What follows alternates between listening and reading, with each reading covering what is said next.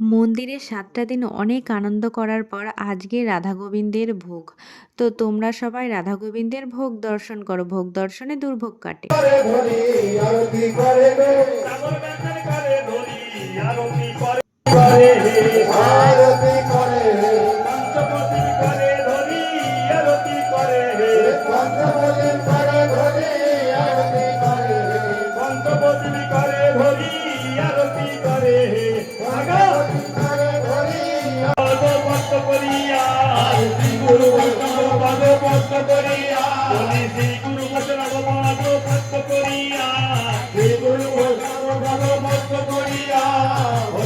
সংকীর্তন করে নরোত্তম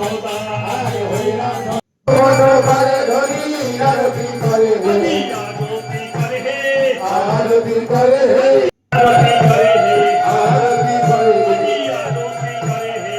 আরতি করে